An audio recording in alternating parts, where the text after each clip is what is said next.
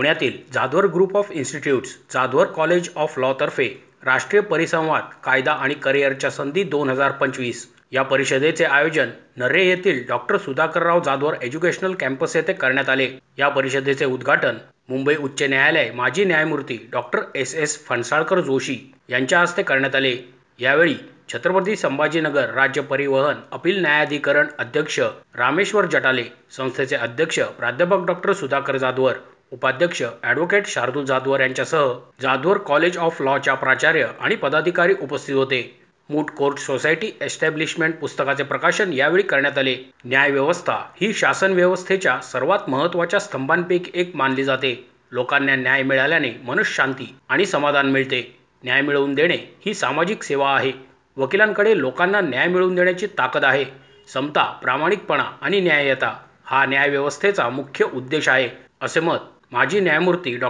S.S. Phansalkar Joshi यांनी यावेळी व्यक्त केले। Nowadays, it is also proving to be the most popular pillar of this entire governance as such. Every day you open the newspaper and at least one or two news are there pertaining to the decisions given by the courts. Those decisions may be given by the trial courts, by the appellate court, by the high court or by the Supreme Court. But those decisions carry significance because they touch our lives. It may be pertaining to environment, it may be pertaining to equality in opportunities, whether in the admission to the colleges, schools, or whether they may be, those decisions may be pertaining to politics or to the international law. But those decisions touch the lives of the common man, and therefore these decisions are important, and hence the work and function of the judiciary is important. There is lots of career opportunities once you join the legal field. You may be a successful lawyer, you may be a law officer in the corporate field, you may be a public prosecutor, you may be a media person also, and your institute is giving you all these opportunities. The various certificate courses which they are going to implement are really, they are really throwing you all the fields of the law open, all the fields of the career open for you. Each of career is equally important. I will not grade in that sense the legal profession, public prosecutor or the media or even academics, nothing like that. But the judiciary, why the judiciary is important, maybe because I have come from the judiciary, but most importantly, it gives you the satisfaction and peace of mind. Job satisfaction is so important in these days. As you might be aware, even several double graduates, maybe MBA, MSc, etc., are leaving the job to find out the job satisfaction and to work for society. When you think of judiciary, you will get that job satisfaction in this career. Rameshwar जटाले म्हणाले, सभ्यता असलेला समाज आपल्याला निर्माण करायचा आहे। उच्चतम विकसित असलेला समाज घडवायचा आहे। आपला इतिहास हा संघर्षाचा आणि मानवी हक्कांच्या लढ्यांचा आहे। मानवी हक्कांचे संरक्षण ही आपल्यासाठी लक्ष्मण रेषा आहे आणि भारताची राज्यघटना ही आपल्यासाठी गीता आहे, असेही त्यांनी नमूद केले। जसा आपण मोबाईलचा वापर चांगल्या कामाकरता केला तर चांगलीच गोष्ट होईल, तसंच जर आपण चांगल्या कामाकरता आपली बुद्धी, शक्ती, युक्ती आणि भक्ती वापरली तर ती चांगलंच काम होईल। त्यामुळे एक गोष्ट आपण लक्ष ठेवा की आपल्याला चांगल्या कामाकरता आपला मोबाईल म्हणजे आपल्याला स्वतःला वापरायचा आहे आणि वापरणार नाहीतर मुलीसारखं आपल्याला जीवन जगायचं नाही।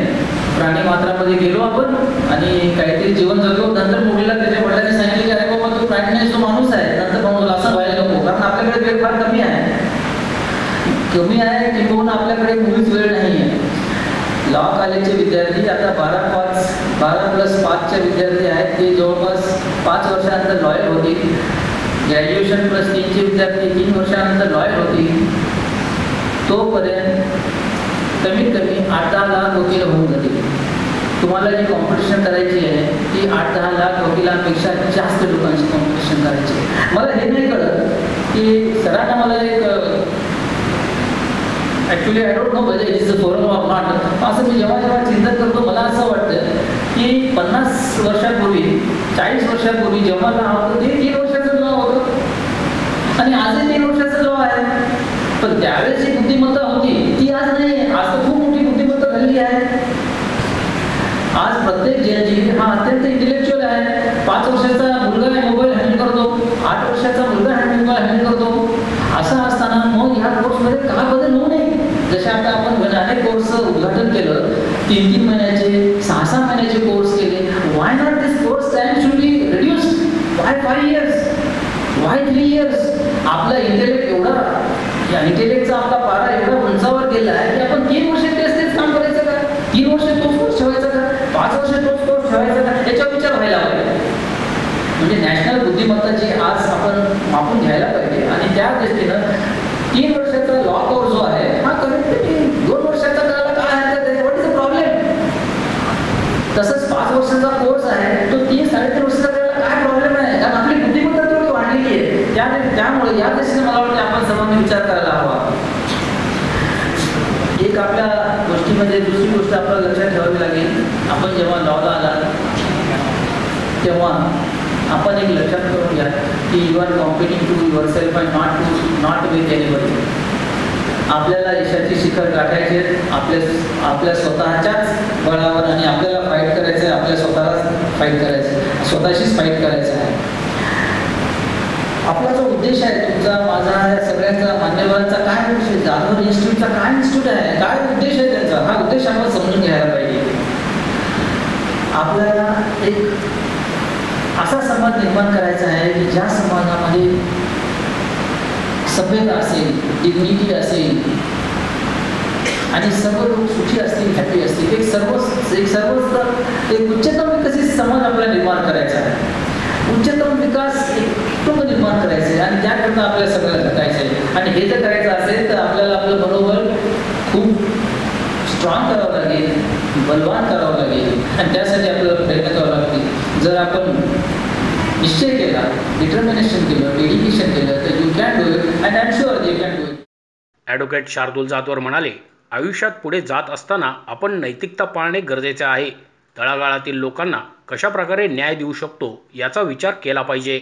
वकिलीतून अर्थार्जन करत असताना गरीब गरजू लोकांना मोफत न्याय देता येईल का याचा विचारही करायला हवा असेही त्यांनी सांगितले.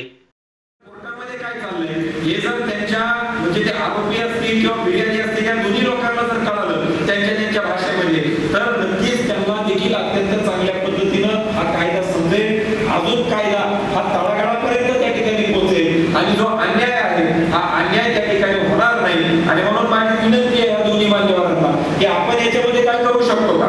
मी स्वतः सर्व राज्यांचे मुख्यमंत्री, सर्व बार काउन्सिल, सर्व राज्यांचे जेवढी काही आपले त्या ठिकाणी चीफ जस्टिस आहेत, मग नंतर आपलं सुप्रीम कोर्ट असेल, या सगळ्या लोकांना युवा संसदेच्या माध्यमातून आम्ही पत्र लिहिलेलं होतं आणि त्याच्यामध्ये या सगळ्या गोष्टीची मागणी ही आम्ही त्या ठिकाणी केलेली होती. आणि या मागणीसोबत तामिळनाडूच्या सरकारने देखील सुद्धा तामिळ भाषेमध्ये त्यांचं हायकोर्ट त्या ठिकाणी चाललं पाहिजे अशा पद्धतीचा देखील त्यांनी उल्लेख हा त्या ठिकाणी त्याच्यामध्ये तो केलेला होता.